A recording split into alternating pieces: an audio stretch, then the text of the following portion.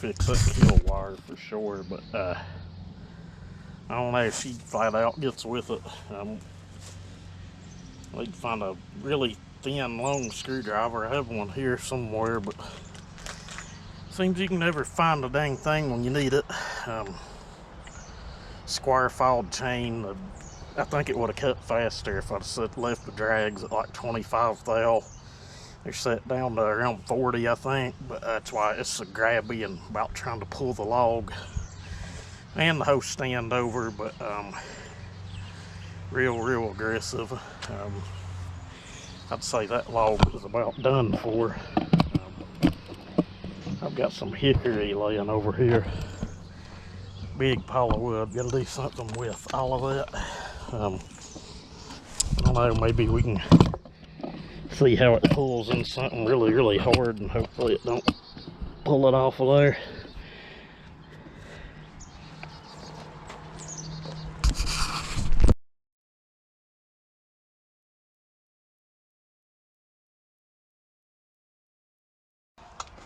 It needs a connector that's 90 degree, I guess, and I've got a straight one on it, and the throttle keeps knocking it off of the kill switch. I'll probably just end up ordering the right harness to go in it. The one I've got in it right now is kind of homemade, and it works. It's about all we can say, I guess.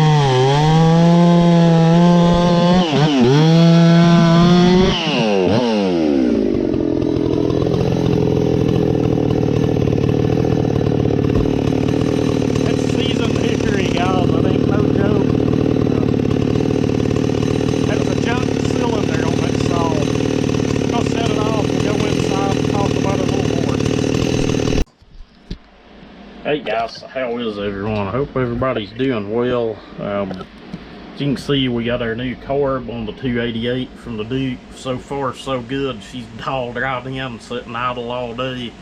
I think all that other carb needs to strip down, and maybe the way I got it to run as good as it did, I'd stripped it down and set it in purple power like for an hour. So I'm thinking maybe strip it back down and set it in something, you know, a little more powerful than it, maybe some paint thinner or something. I wish I had a can of that Chem dip here, but kind of hard to get a hold of anymore. But I think the carburetor's salvageable, I guess is what I'm getting at. But that thing was just completely seized up. Low jet circuitry completely stopped off. It's a damn wonder it even pulled fuel and ran at all. But got that taken care of. I'm gonna have to either order some 90-degree connectors and fix the wiring on it, or just do something different. I've got a straight connector on the kill switch. I had to make a harness for it. The way it works is the switch grounds on this to the chassis, and then you got a wire that runs around to the bottom of the coil. I think it's the bottom of the coil. I'd have to have the cover back off, but you got a wire that runs around to the, not the coil, but the crank trigger. And then you got another wire comes off of the trigger and goes up to the ignition coil. Two-piece ignition. It's stupid. I don't know why they ever done that. Why they didn't just put a damn coil on it and be done with it. But whatever it is, what it is, they seem to work good. If anyone knows of a coil that'll bolt onto that, and I highly doubt anyone does, and say it don't exist, let me know. I'd buy it and swap it out. But that's probably a shot in the dark, I guess. I've not even looked into it.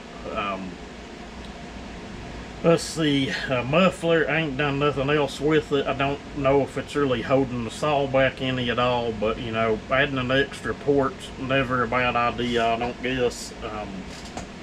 Saw seems to run pretty good. Finding a damn screwdriver to tune these 288s. I used to have one here. It was just, you know, a real long thin screwdriver. That's what you have to have on them. None of the tuning kits you get from anywhere have a screwdriver in it that'll even come close to working on it.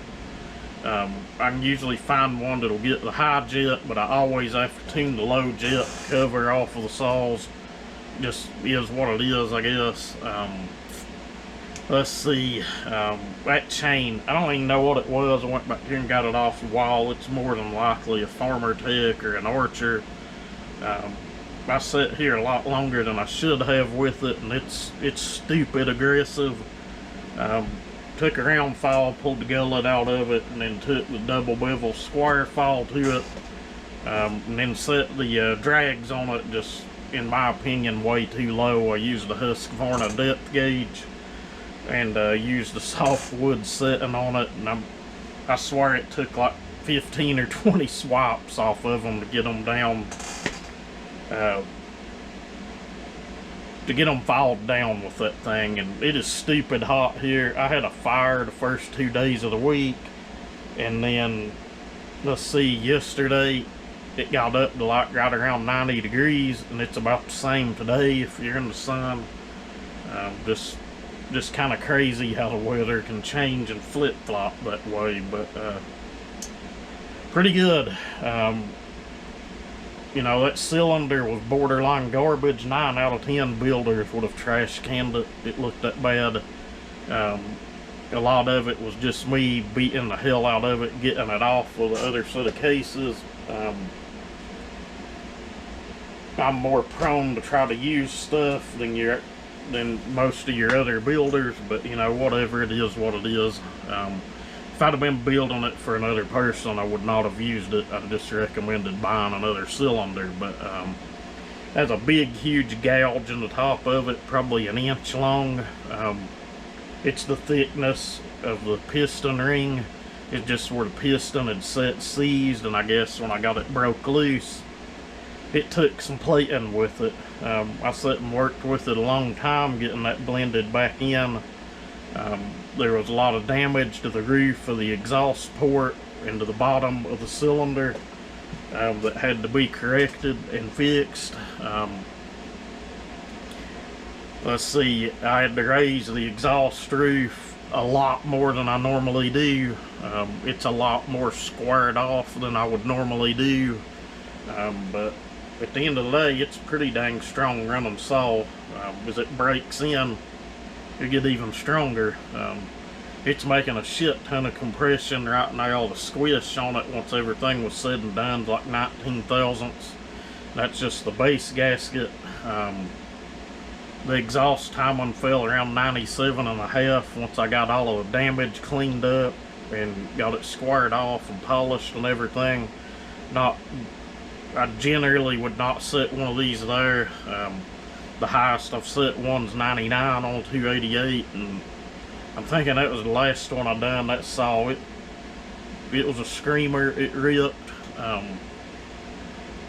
done a lot of work to the transfers. Lowered the lowers way down to where they can case feed. I put finger ports in it, bridge ports in it. I've done a lot of work to the intake port. It's a lot wider and a lot flatter than I'd normally do, but you know, the cylinder in most people's eyes would have been garbage. I was like, why not just take it to the extreme? But yeah, she runs pretty good. I've still got it, as you can hear in the video, it's still blubbering pretty good up top. There's probably another 800 or 1,000 RPMs in it once it breaks in. You have to remember, you know, it's a complete build, bearing, seals, piston, ring, everything in it's new. I don't know if you can see that old clutch cover in the video. She is real nice. I've had look at the noodles. Holy shit. Damn. I thought about patching it up and repairing it, but hell, I'm gonna leave it alone. It's spitting everything out the bottom or where it needs to. Gives a saw character. I think my dad's probably gonna get a kick out of that when he sees it. I think he got some big trees that blowed down at his place and some up at his other place, my great-grandparents' homestead. I'll probably take this and put some time on it, you know, may or may not take a video camera, who knows, but yeah, she's pretty strong old saw, I guess, for what it is. To have an exhaust roof as high as it is, it pulls pretty damn good. But, you know, throwing the finger ports in it, you know, it brings back a lot of grunt as well, because, you know, it just kind of helps everywhere, I guess. But with that said, just thought I'd make an update video, share it with you guys. Thank you guys for watching. Hope y'all have a good weekend. Everyone stay safe, and, you know, have a good one.